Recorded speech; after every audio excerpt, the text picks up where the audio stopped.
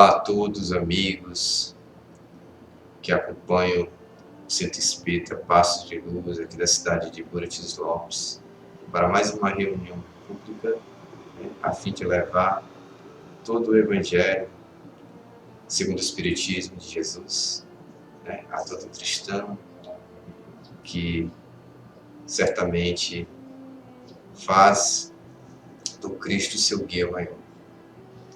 Então hoje nós analisaremos um bate-papo de vocês, no capítulo 22. Não separeis o que Deus juntou.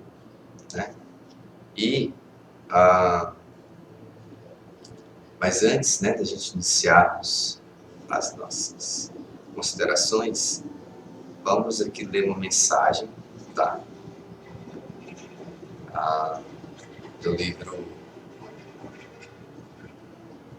Espiritismo, os Problemas Humanos, de Eulina Amorim. O Espiritismo não é doutrina do não, e sim da responsabilidade. Viver é escolher, é optar, é decidir, e a escolha é sempre livre dentro de um leque relativamente amplo de alternativas. A semeadura, costumamos dizer, é voluntária. A colheita é que é sempre obrigatória. Então, com essa linda mensagem de hoje, iniciaremos a nossa reunião. Para você que ainda não é inscrito no nosso canal, que esteja vendo pelo YouTube, peço por favor que curta o nosso vídeo, compartilhe, se inscreva no nosso canal, para que muitas outras pessoas possam ver essa mensagem, certo? Mensagem esta que vai atuar diretamente nas relações humanas, entre casais, e que possa de alguma maneira ajudar a quem esteja precisando. Então vamos iniciar nossos trabalhos com uma presencial. Aqueles que se sentirem à vontade, fechem os olhos para uma melhor conexão. Então, iniciemos mais uma reunião pública com as bênçãos do nosso Mestre Jesus, do nosso Pai maior, Deus Todo-Poderoso, para que possamos, com as palavras do Cristo, entrar nas casas das pessoas que aqui assistem, para poderem analisar e refletir todos os escritos de Cristo. Que a espiritualidade amiga possa estar conosco, nos auxiliando, nos tratando, neste momento, ainda que vivemos de grande turbulência. Que a paz e o amor do Cristo sempre nos servem, mostrando também um caminho reto, de paz, de tranquilidade, a todos os irmãos que estão necessitados hoje. Então, neste momento de ensinamento com a nossa reunião pública, rogamos a Deus, nosso Pai, muita graça, por ter enviado o seu Filho, Cristo, nosso Senhor, essas mensagens edificantes em nossas vidas. Então, que a espiritualidade amiga, nossos anjos protetores, nossos mentores, possam nos acompanhar, não só no dia de hoje, mas por todo sempre. A paz do Senhor, graças a Deus, que assim seja. Então, pessoal, dando início agora ao nosso tema da palestra, aqui está nosso livro que a gente sempre usa, que é o Evangelho segundo o Espiritismo, tem várias versões. Aqui na casa também a gente tem ele gratuitamente, então quem quiser adquiri-lo de forma gratuita, a gente só deixar aqui uma mensagem aqui nos comentários que a gente pode deixar na sua casa, ok? Então não separeis o que Deus juntou. Então hoje nós vamos falar das relações sociais que existem na nosso planeta Terra, né? Notório que as pessoas se unem para construir um caminho novo, né? Uma trajetória nova, né?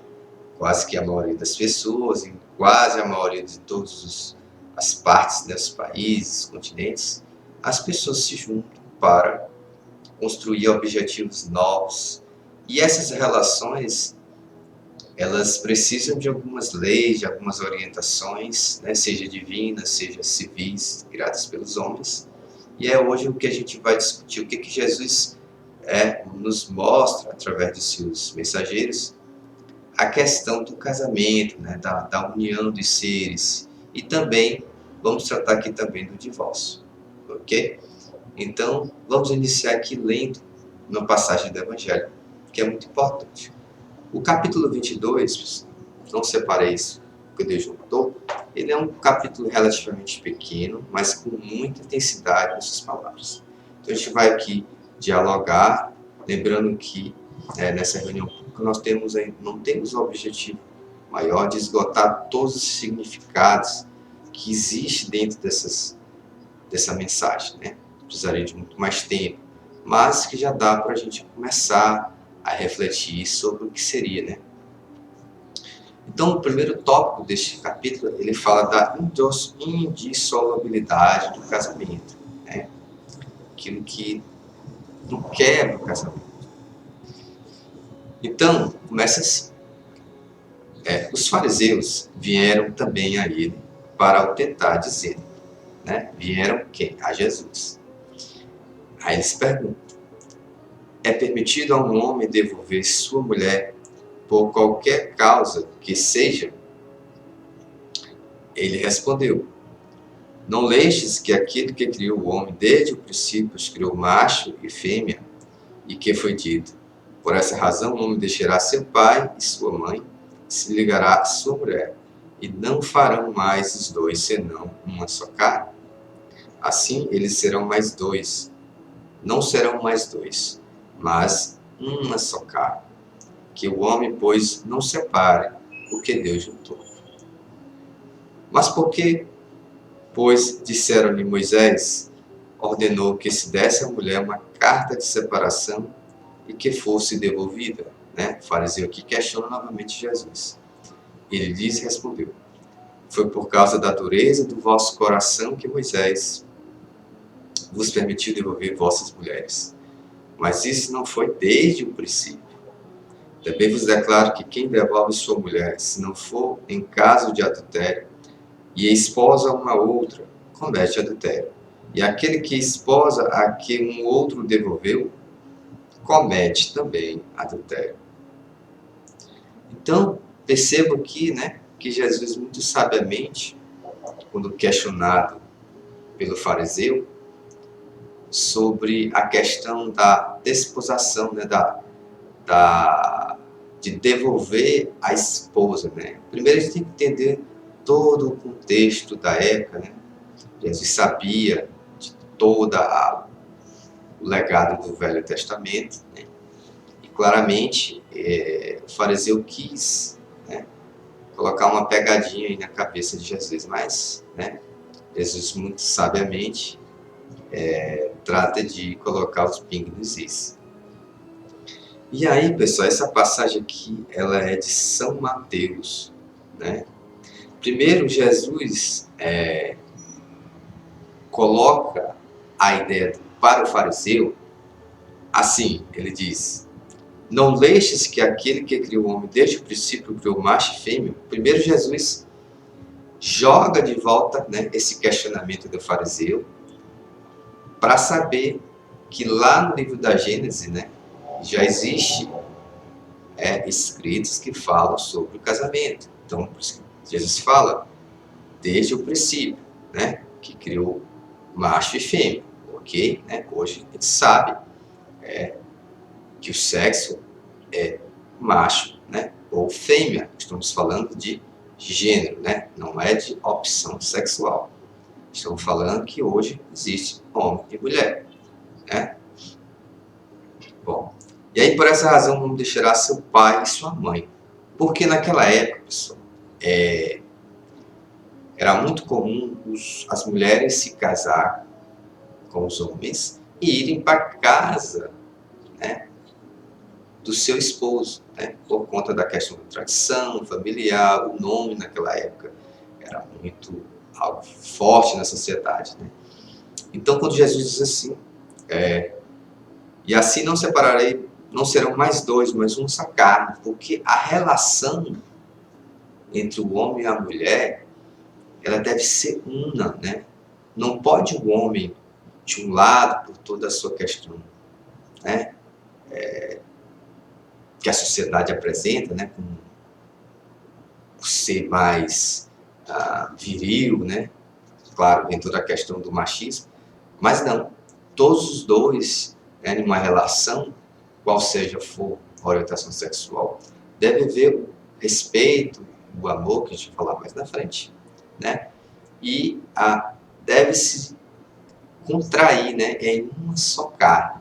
Deve existir apenas uma existência no sentido, né, do casamento, né? Evidentemente que cada um tem a sua mentalidade, o seu espírito, continuam separados. Mas Jesus quis falar no sentido figurado, né? Que eles devem deixar seus pais, sobretudo os maridos naquela época, para constituir uma nova família e assim dar prosseguimento à evolução. E agora, pessoal, nós vamos aqui discutir o que Kardec, né, faz as reflexões sobre o texto de Mateus. Não há nada de imutável senão o que vem de Deus. Tudo o que é obra dos homens está sujeito a mudanças. As leis da natureza são as mesmas em todos os tempos e em todos os países. As leis humanas mudam segundo os tempos, os lugares e o progresso da inteligência. Então perceba, pessoal, a lei de Deus, que é a lei do amor, no que tange ao casamento, ela é postulada no Brasil, nos outros países e em outros planetas, né?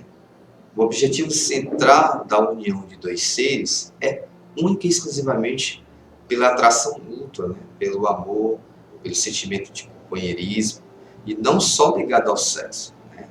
Agora, por um outro lado, né, as leis humanas, elas tendem a haver mudanças, que a gente vai ver um pouco mais na frente, certo? Então, no casamento, o que é de ordem divina é a união dos sexos para operar a renovação da ordem, a renovação dos seres que morrem. Mas as condições que regulam essa união são de ordem tão humana que não há no mundo inteiro, e mesmo na cristandade, dois países em que elas sejam absolutamente as mesmas e que não haja um em que elas não tenham sofrido mudanças com o tempo. Disso resulta que, aos olhos da lei civil, que é legítimo um país, em uma época, adultério com outro país em outro tempo. E isso porque a lei civil tem por objetivo regular os interesses das famílias. E esses interesses variam segundo os costumes e as necessidades locais. É assim que, por exemplo, em certos países, só o casamento religioso é legítimo. Em outros é preciso também casamento civil. Em outros, enfim, só o casamento civil basta. Então, percebo que a união dos sexos, que é de caráter divino, né, para Deus, é aquela onde há amor, né? E a união dos sexos, caráter civil, é onde há as leis que regulam, né, as relações entre dois seres, né? E elas são imutáveis, até porque basta vermos a história, né? No Brasil, bastava-se o casamento religioso, né? Como você via, inclusive, no meio jurídico. Hoje não, né? Hoje tem que ser o casamento civil, né? Para dar legitimidade à relação entre um casal. E ela é imutável. Tanto é que no mesmo planeta como o nosso, Existem vários e vários tipos de união, né, civil. Então, a mulher, em alguns países, elas têm uma maior liberdade, em outros não, né? As mulheres, mesmo casadas em alguns países, elas têm poucos direitos, né, em relação a outros. Por isso se diz que a lei civil, que regula a união dos sexos, ela é bastante mutável. Né? Continuando aqui no item 3, né, mas na união dos sexos, ao lado da lei divina material, né, como a todos os seres vivos, há uma outra lei divina imutável, com todas as leis de Deus, exclusivamente moral, que é a lei do amor. Então, para Deus, né, a união entre dois seres é da união, né, de dois integrantes aqui da Terra, seja homem ou mulher, tem como objetivo para Deus apenas o amor, a lei do amor. E essa lei, pessoal, ela não é mutável, ela é imutável. É um princípio, né? Não existe para o nosso Pai Maior nenhuma outra lei ou princípio que possa sobrepô-la, certo? Então pensemos, né? Quando um casal, né, se interessa um ao outro, único exclusivamente pelo sentimento de amor, não precisa nem casamento formal. Por quê? Porque eles têm as bênçãos do Senhor. Seguiu o princípio maior, né? E a gente vê que em muitos casos isso não acontece, né? Quantos e quantos casais se casam por um sentimento apenas de atração física, de posses, né? Ou porque o fulano está dentro de uma família que tem posses ou nome na cidade, ou porque o sujeito tem uma certa fama, né? Enfim. E aí a gente sabe o que acontece no final, né? Por quê? Porque não seguiu a lei do amor. Mas a gente vai discutir um pouco dessa separação. Então Deus quis que os seres estivessem unidos não somente pelos laços da carne, né? Mas pelos da alma, a fim de que a afeição mútua dos esposos se transportasse para os filhos e que eles fossem dois, em lugar de um, a amá-los, a cuidá-los e fazê-los progredir. Então, além da atração mútua pelo amor, isso vai respingar na família, né? A gente sabe que quando os pais se amam, a chance da família ter, né, condições favoráveis a uma boa criação, ela é muito maior. É só observarmos aí na nossa família, nossos amigos, pais que se respeitam e se amam, têm famílias mais amorosas, seguindo certos princípios cristãos. E naquelas onde não há o amor, não há o respeito, é uma confusão que a gente já sabe o que acontece, né? Então, respinga na criação dos filhos. Mas, nas condições ordinárias do casamento, foi levada em conta essa lei de amor, né? De nenhum modo, o que se consulta não é a afeição de dois seres que um mútuo sentimento atrai um pelo outro, uma vez que, mais frequentemente, se rompe essa afeição. O que se procura não é a satisfação do coração, mas a do orgulho, da vaidade, da cuspidez. Numa palavra, de todos os interesses materiais. Quando tudo está bem, segundo esses interesses, diz que o casamento é conveniente. E quando as bolsas estão combinadas, diz que os esposos estão igualmente e devem ser bem felizes. Então aqui o Evangelho toca nessa questão dos casamentos, né, que não sejam por amor também.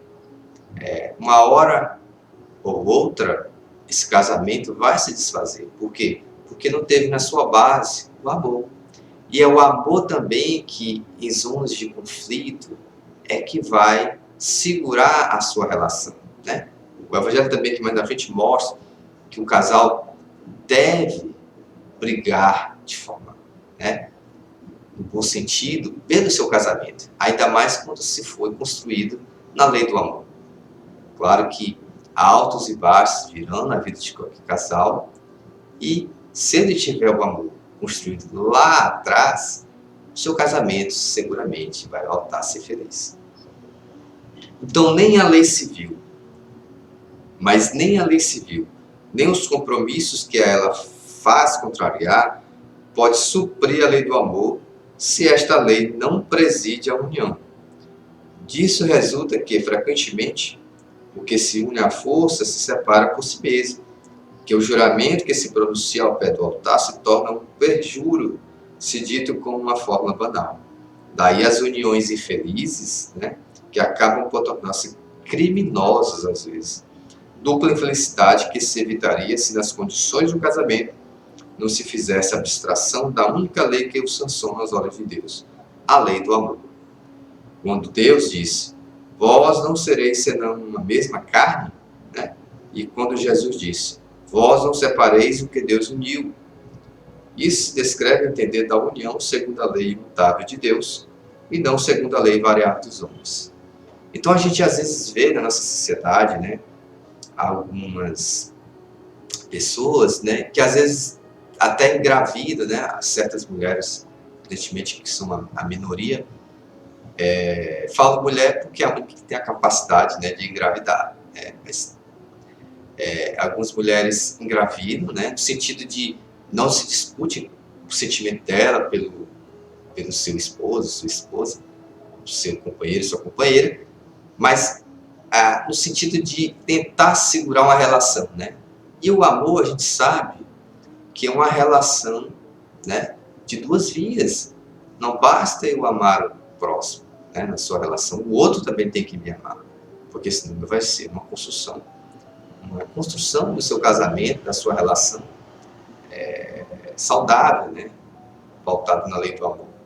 Então, algumas mulheres, no sentido de tentar salvar seu casamento, engravidam, né, e aí, mesmo assim, passando-se algum tempo, né, o marido, por não amá-la, vai procurar novos rumos.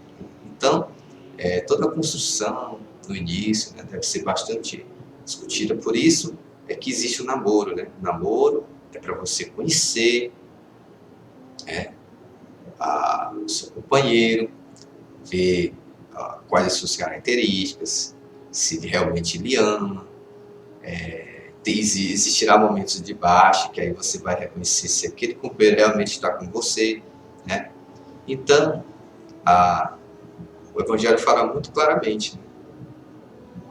E a questão do casamento, quando você tem bases sólidas na lei do amor, ninguém vai separar vocês, né? Ninguém vai separar ou desconstruir um casamento. Pode até atrapalhar, pode dar ali nos conflitos, né, de vez em quando, mas se seu casamento é na lei do amor, não há ninguém que separe. Ninguém. Isso aqui está escrito, né? É texto bíblico. A lei civil pois, supérflua, né?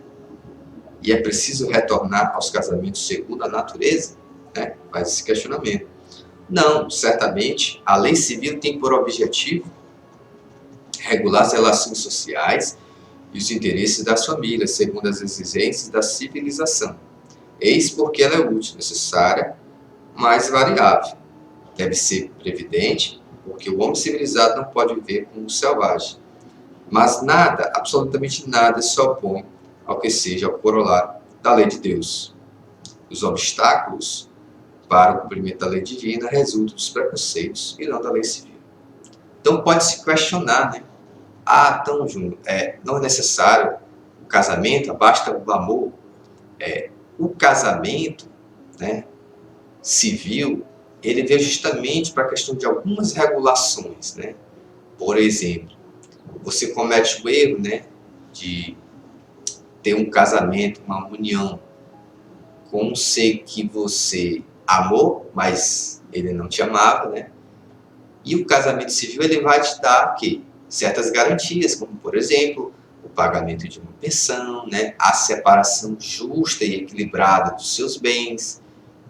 Então, o casamento civil, ele sim, ele tem a sua função social, até porque, pessoal, se a gente não tivesse a instituição do casamento civil, seríamos, aqui segundo o Evangelho, que nem animais, né? Animais selvagens, que se juntam apenas com o fim de perpetuar sua espécie, mas não existe aquele sentimento, o respeito, né? Que o homem já adquiriu com a sua inteligência, né? Deixada por Deus. Esses preconceitos, se bem ainda vivazes, já perderam seu império entre os povos estabelecidos. Eles desaparecerão com o progresso moral, que abrirá, enfim, os olhos sobre os males sem números, as faltas, os próprios crimes que resultam de uniões contraídas, tendo em vista unicamente os interesses materiais. E se perguntará um dia se é mais humano, mais caridoso, mais moral, unir indissoluvelmente um a outros seres que não podem viver juntos, o que lhes dá a liberdade. Se a perspectiva de uma cadeia dissolúvel não aumenta o número de uniões irregulares. Então, o que a gente vê na nossa sociedade hoje, né? O número de casamento ao longo desses 10 anos tem aumentado significativamente, né? E um dado assim, bastante alarmante de pessoas jovens, né? Que se casam ainda meio que imaturamente, né? E ao longo ali de 3, 4, 5 anos não conseguem se sustentar, né? Por quê? Agiram por impulso, né? Às vezes avaliada a questão apenas carnal ali do sexo, né? A questão da atração física, uns apenas por terem uma chamada responsabilidade, né? Sair da casa dos pais, querer arrumar um emprego, né? Mas não construíram, né, uma base sólida. E aí, às vezes, também, muitos casais, né, constituem já uma família e têm filhos, e aí fica uma coisa ainda pior, né, porque aí vai ter uma criação dos filhos de forma, né, não equilibrada, sobretudo sempre fica do lado da mãe, né, na maioria dos casos. Então, deve-se pensar, principalmente jovens, na construção da sua família, né? Pensem bem, analisem, namorem, para ter certeza se aquela relação existe um amor divino mesmo. Agora, por outro lado, né, Deus destaca aqui a questão do casamento, como um princípio universal, quando tem o amor, né, a união de dois seres.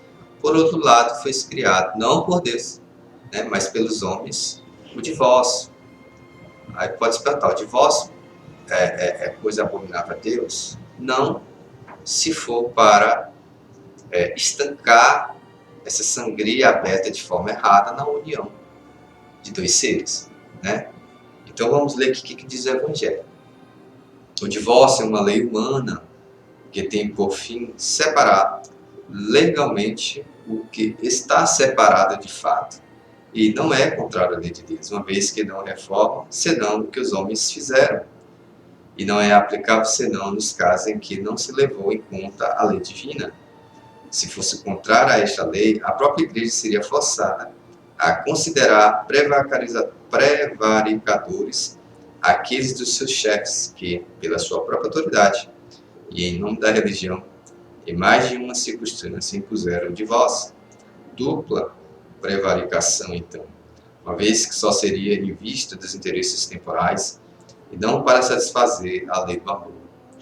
Então aqui o próprio Evangelho fala, né? Não é contrária à lei de Deus, né? E para separar legalmente o que já está de fato, né? Quantos e quantos casamentos conhecemos que, apenas pela questão da vaidade, né? Da questão do nome, né? Os casais não se separam, mas a gente sabe que de fato eles estão separados, né? Apenas legalmente não estão. Então, o divórcio é sim visto a alguns olhos de Deus para desconstruir algo que foi construído de forma errada, né? O ser humano tem, aos olhos de Deus, uma nova oportunidade de construir, se assim quiser, uma nova relação, mas com as bases do amor, né? O amor que Jesus nos deixou, né? A união conjugal entre o homem e a mulher, ou casais do mesmo gênero, né? O que importa é construir a relação de amor, né? Na mesma base, certo? Continuando aqui a leitura do nosso Evangelho segundo o Espiritismo, diz assim: mas Jesus, ele mesmo, não consagrou a indissolubilidade absoluta do matrimônio? Não disse, é por causa da dureza de vosso coração que Moisés vos permitiu devolver vossas mulheres, né? Ele volta aqui ao texto, né? O que significa que desde o tempo de Moisés, a afeição mútua, não sendo o objetivo único do casamento, a separação pode tornar-se necessária. Então, naquela época, né? Mais de 2000 anos, né? Antes de Cristo, já existia esses termos, né? Esses termos são atuais, sempre existiram na sociedade. Mas aí acrescenta: isso não foi desde o princípio, quer dizer, que na origem da humanidade, quando os homens não estavam ainda pervertidos pelo egoísmo e pelo orgulho e viviam segundo as leis de Deus, as uniões fundadas sobre a simpatia e não sobre a vaidade ou ambição não davam lugar ao repúdio?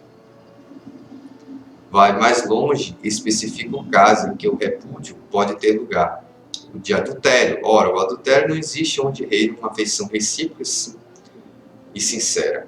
Proíbe, é verdade, a todo homem de esposar a mulher repudiada, mas é preciso ter em conta os costumes e o caráter do homem do seu tempo. A lei mosaica, nesse caso, prescrevia a lapidação, querendo abolir um uso bárbaro. Seria preciso, entretanto, uma penalidade, e achou, na ignomínia, que devia imprimir a interdição de um segundo matrimônio. Era de alguma sorte, uma lei civil substituindo a outra lei civil, mas que, com todas as leis da natureza, devia sofrer a prova do tempo. Então, pessoal, aqui finalizando aqui a reunião pública, né, o divórcio, né, como já foi aqui muito bem exposto, é uma questão importante na nossa sociedade, né? E a gente vem observando algo na tradição, né, do nosso país, principalmente aqui no Brasil, é que a geração dos nossos avós, né, mesmo tendo um casamento infeliz, eles ficavam ao longo por toda a vida, na verdade, né? Dificilmente existia a liberdade, principalmente das mulheres, em querer se separar. Hoje não, né? Com o avanço da sociedade, né? Com a evolução em vários campos, as mulheres, né? Com mais voz, com mais direitos, com mais imposição, elas têm o direito e assim o fazem, né? Pedem o seu direito de divórcio. Mas, por um outro lado, vem mostrando também a questão das pessoas justificarem, não, das pessoas, ao se divorciarem, mostrar o erro que elas cometeram, né? De terem se tido a sua união, né, ao seu casamento, de forma errada, né? De forma sem as bases de um verdadeiro casamento, né? Quando eu digo a base, é o amor, né? Independente se foi casado em uma igreja ou à frente de um juiz, mas se não tiver o amor proposto por Deus, né, fatalmente o divórcio virá. Pode demorar 1 ano, 10 anos, 20 anos, 50 anos. Ou então se terá uma união completamente infeliz. Tá? O fato é que não vai de encontro às leis de Deus, certo? É apenas um mecanismo que a própria sociedade construiu e legalizou a fim de que as uniões instáveis possam se tornar, inserir essas pessoas novamente com a sua liberdade, né, de poder construir novas relações, mas sempre com o amor. É bem verdade que na lei civil, quando há ali um contrato, né, A união não tem aquela cláusula, né? Se existe o amor real. Até porque só os dois que poderão mostrar um ao outro esse amor, certo? Então, nesse tema muito bacana da gente trabalhar nessa sociedade, né? Quantos e quantos casais por aí se encontram em momentos difíceis, né? Que estão meio na dúvida, né? Será se realmente essa pessoa é aquela que eu amo? Ou se foi construída lá no início uma relação com amor? Ou para aquela pessoa, aquele jovem, aquela jovem, aqueles jovens que estão ali dando os primeiros passos para pensar numa união estável, né? Se realmente eu estou por amor ou por outros interesses. Então fica essa mensagem do Cristo, né? Aqui nós, do Centro Espírita Passo de Luz, de Curitiba Lopes, Piauí, temos o prazer de levar mais essa mensagem do Cristo. Então esperamos que aqueles que estão assistindo nas suas casas, né, possam fazer essa reflexão com muito amor e carinho. Então a gente vai chegando aqui ao fim de mais uma reunião pública. Espero que todos tenham gostado. Aqueles que estejam em tratamento espiritual, espero que todos tenham se sentido mais confortáveis, né? E lembrando que ao final da nossa prece aqui, final, a gente vai ter, né, o nosso passe virtual e a magnetização da nossa água. Então aqueles que ainda não trouxeram o seu copo d'água ou sua jarra d'água, dê uma pausa aqui no vídeo e tragam, né, para fazer uso do remédio salutar.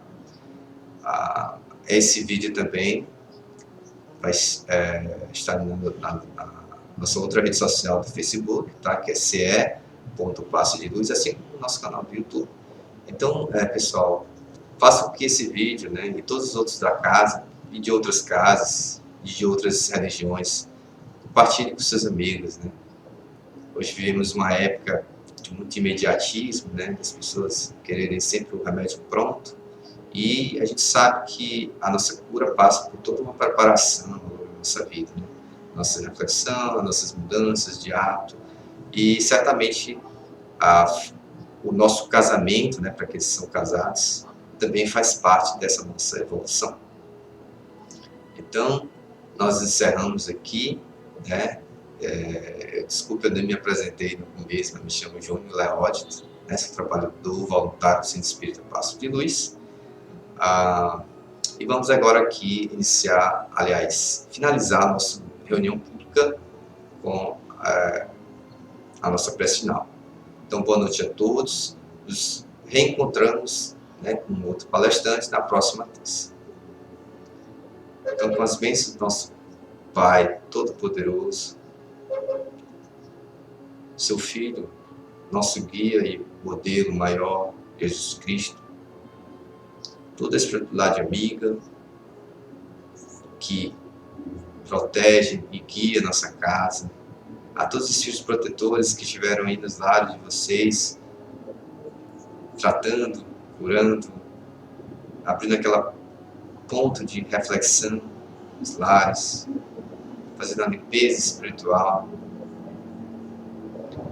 Um agradecimento especial à Mãe Zeferina, Dr. Bezerra, e todos os mentores da nossa casa, a Mãe Maria Santíssima.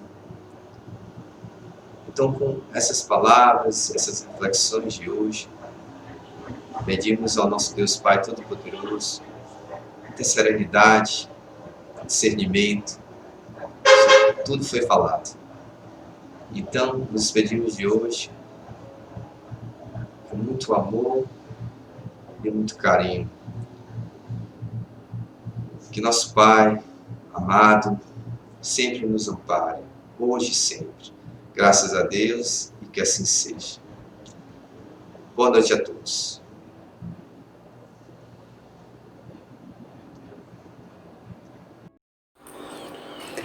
Nos preparemos para o momento do passe e fluidificação das águas.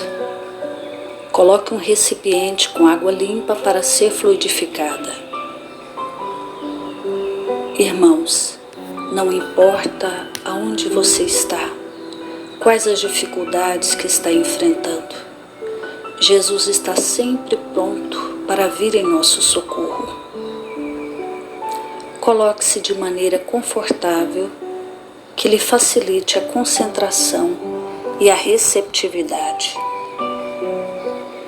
Respire lenta e tranquilamente.